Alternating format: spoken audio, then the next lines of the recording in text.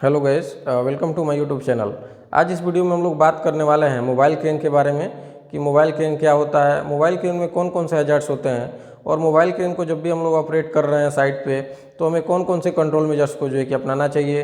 इस वीडियो में हम लोग देखेंगे कि मोबाइल क्रेन का इंस्पेक्शन कब कब होना चाहिए और जो है कि कौन कौन से डॉक्यूमेंट्स की आवश्यकता होती है। तो चलिए गाइस, वीडियो को शुरू करते हैं और जानते हैं कि मोबाइल क्रेन होता क्या है। तो देखते हैं। A type of machine generally equipped with hoist wire ropes chains and शिप्स। क्रेन जो है कि एक तरह का मशीन होता है जो कि जनरली होस्ट से, वायर रोप से, चैन से एंड शेप से सज्जित होता है। That can be use both to lift and lower material, जिसका उपयोग मटेरियल को उठाने के लिए या फिर मटेरियल को लोअर करने के लिए भी कर सकते हैं। इसका उपयोग हम लोग मटेरियल को हॉरिजॉन्टली मूव करने के लिए भी करते हैं। It is mainly use for lifting heavy things and transporting them to other place. इसका मुख्य रूप से उपयोग जो है कि हैवी थिंग्स को लिफ्टिंग करने के लिए और एक जगह से दूसरे प्लेसेस पे ट्रांसपोर्ट करने के लिए भी किया जाता है। आगे हम लोग जानेंगे कि मोबाइल क्रेन में कौन से हैजार्ड्स जो है कि होते हैं। द क्रेन कोलैप्सिंग और टॉपलिंग ओवर। क्रेन जो है कि कोलैप्स कर सकता है या फिर जो है कि टपल कर सकता है। द आर्म जीब of the crane striking against other structure. Crane का जो आर्म है, जीब है, वो जो है कि किसी स्ट्रक्चर से जो है कि टकरा सकता है। द लोड और part of it falling. Load या लोड का कुछ हिस्सा जो है कि गिर सकता है, यानी कि जब भी हम लोग क्रेन से मटेरियल को उठा रहे हैं तो लोड का कुछ हिस्सा गिर जाए या फिर लोड जो है कि पूरी तरह से स्वतः गिर जाए। नेक्स्ट है contact with overhead power lines. जो भी ओवरहेड पावर लाइन्स गई हुई हैं क्रेन का, उसमें जो है कि संपर्क हो जाए। आगे हम लोग जानेंगे कि जब भी हम लोग मोबाइल क्रेन को अपने साइट पे यूज कर रहे हैं तो हमें किन किन बातों का ध्यान रखना चाहिए या फिर कौन से कंट्रोल मेजर जो है कि अपनाना चाहिए। तो सबसे पहले इसमें है, देखेंगे load to be lifted is within the safe lifting capacity. Crane का जो सेफ लिफ्टिंग कैपेसिटी है उसके अंदर ही जो है कि हमको लोड को उठाया जाना चाहिए। यानी कि क्रेन जो है कि 100 टन का है तो हमको 100 टन से ज़्यादा का मटेरियल कभी भी जो है कि किसी भी हाल में उससे नहीं उठाना है। ये भी इंश्योर करना है कि इस 100 टन के क्रेन का सेफ लिफ्टिंग कैपेसिटी क्या है। नेक्स्ट है careful positioning of crane on an even stable ground. हमको जो है कि क्रेन की जो पोजिशनिंग है, यानी कि क्रेन को जहाँ पे हम खड़ा कर रहे हैं मटेरियल को लिफ्ट करने के लिए, वो एक इवन यानी कि एक समतल और स्टेबल ग्राउंड पे होनी चाहिए। Outriggers to be fully extended. Crane के जो भी आउटरिगर्स हैं वो पूरी तरह से बाहर निकले हुए होने चाहिए। कई बार ऐसा होता है कि ऑपरेटर जो है कि जगह की कमी के कारण या फिर वहाँ पे कोई अदर व्हीकल है तो आउटरिगर्स को पूरी तरीके से नहीं निकालते हैं, तो ऐसी गलती हमें नहीं करनी चाहिए। Provide record maintenance. और एक रिकॉर्ड मेंटेनेंस जो है कि हमको क्रेन को प्रदान करना है।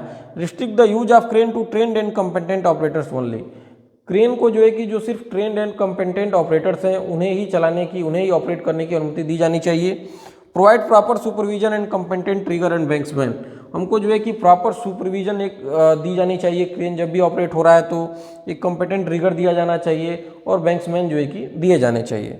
Mobile crane operator should inspect all control and safety devices. जो भी मोबाइल क्रेन का ऑपरेटर है वो शिफ्ट स्टार्ट होने से पहले उसके सभी कंट्रोल को और सेफ्टी डिवाइस को उसे चेक करना चाहिए। And fill daily checklist before beginning of work in each staff. और डेली जो चेकलिस्ट है उसको प्रत्येक शिफ्ट शुरू होने से पहले जो है कि उसे भरना चाहिए। नेक्स्ट आगे हम लोग जानेंगे कंट्रोल मेजर्स के बारे में।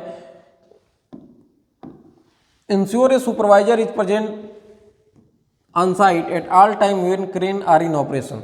हमें यह सुनिश्चित करना चाहिए कि एक सुपरवाइजर जो है कि साइट पे, यानी कि उस एरिया में उस एक्टिविटी के लिए मौजूद हो जब भी लिफ्टिंग ऑपरेशन हो रहा है। No obstruction are in the vicinity of lift. Lift के आसपास जो है कि कोई बाधा नहीं होनी चाहिए। Be aware of wind speed. हमको विंड स्पीड का ध्यान होना चाहिए कि कितने विंड स्पीड तक जो है कि हम इस क्रेन को जो है कि लिफ्टिंग ऑपरेशन के लिए जो है कि जारी रख सकते हैं।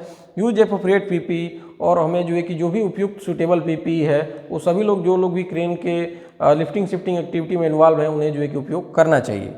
Lifting the load as close to the ground as possible. जितना संभव हो सके ग्राउंड से नज़दीक ही लोड को लिफ्ट किया जाना चाहिए।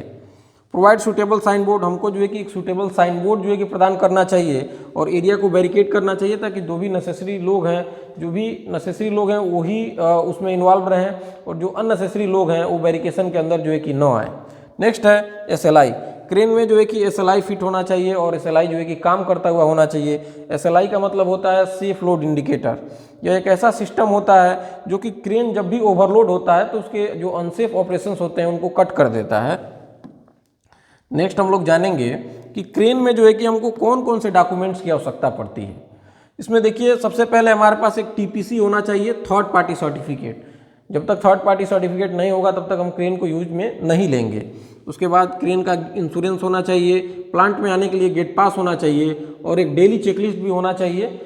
नेक्स्ट है कि उसके पास एक क्रेन के पास लोड टेस्ट सर्टिफिकेट होना चाहिए, जो भी उसके लिफ्टिंग गियर्स हैं उनके लिए, यानी कि जो भी लिफ्टिंग गियर्स हैं उनका लोड टेस्ट सर्टिफिकेट होना चाहिए। नेक्स्ट है ऑपरेटर डॉक्यूमेंट्स, जो भी ऑपरेटर क्रेन को ऑपरेट कर रहा है उसके पास कौन कौन से डॉक्यूमेंट्स होने चाहिए। पहला देखिए दिया है कॉम्पिटेंसी सर्टिफिकेट। एक कॉम्पिटेंसी सर्टिफिकेट जो है कि होना चाहिए और उसके पास जो है कि ड्राइविंग लाइसेंस होना चाहिए और ट्रेनिंग सर्टिफिकेट्स होना चाहिए कि कौन कौन से ट्रेनिंग जो है कि उसने अटेंड की हुई है। नेक्स्ट हम लोग जानेंगे कि कौन कौन से work related documents and preparedness for lifting operation, कौन कौन से जो है कि डॉक्यूमेंट्स और प्रिपेयर्डनेस की आवश्यकता पड़ती है जब भी हम लोग जो है कि लिफ्टिंग ऑपरेशन कर रहे होते हैं। तो सबसे पहले हमारे पास लिफ्टिंग करने के लिए एक सूटेबल परमिट टू वर्क होना चाहिए, यानी कि एक सूटेबल वर्क परमिट होना चाहिए और एक लिफ्टिंग प्लान होना चाहिए जो कि क्लाइंट से अप्रूव्ड हो। हमारे पास एक सेफ सिस्टम ऑफ वर्क होना चाहिए, जो भी वर्कर काम कर रहे हैं उनको हमने जो है कि टूल बॉक्स स्टॉक जो है कि दिया हुआ होना चाहिए। लिफ्टिंग एक्टिविटी शुरू होने से पहले एरिया को बैरिकेड किया जाना चाहिए और एक साइनेजेस प्रदान किया जाना चाहिए कि lifting work is in progress.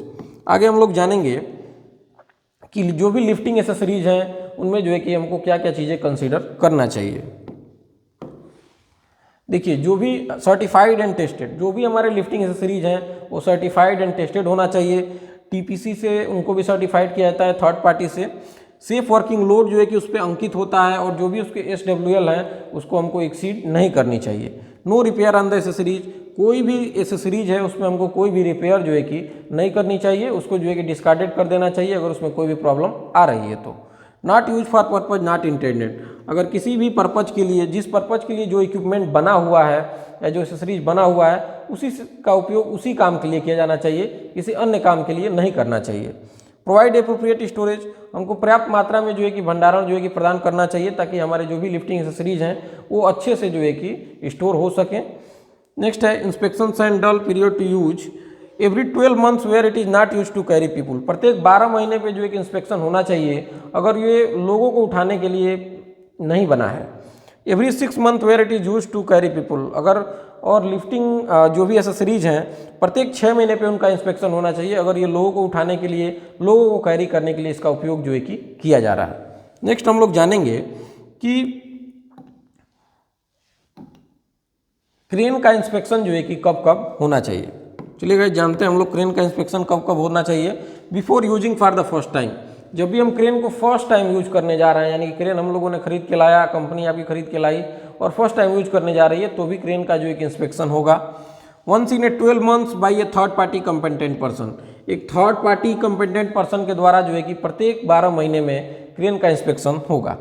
When ever crane is assembled और अल्टर्ड फॉर एनी रीजन, अगर किसी भी कारण से जब भी क्रेन को असेंबल किया जाता है या फिर अल्टर्ड किया जाता है, इसमें कुछ अल्टरनेशन होती है, तब भी जो है कि हम क्रेन का इंस्पेक्शन करेंगे। There should be regular daily weekly and monthly inspection, crane का इंस्पेक्शन जो है कि रेगुलर बेसिस पे भी डेली, वीकली और मंथली इसका इंस्पेक्शन होना चाहिए। After any event that may affect the strength and stability, अगर कोई भी ऐसी घटना होती है जो कि क्रेन के स्ट्रेंथ और स्टेबिलिटी में जो है कि बदलाव ला सकती है, उसमें कोई चेंजेस ला सकती है, तब भी जो है कि हम लोग क्रेन का जो है कि इंस्पेक्शन करेंगे। जैसे मान के चलिए कि किसी मोबाइल प्लांट के द्वारा क्रेन को जो है कि क्रेन का उससे टक्कर हो गया या फिर जो है कि बहुत तेज़ हवाएं चली, बहुत मौसम ख़राब था, तूफान आया और क्रेन जो है कि ऑपरेशन में था, तो फिर हम नेक्स्ट शिफ्ट में जब उसको यूज करने जा रहे हैं तो हम जो है कि क्रेन का इंस्पेक्शन करेंगे। चलिए गाइस, थैंक यू, मिलते हैं नेक्स्ट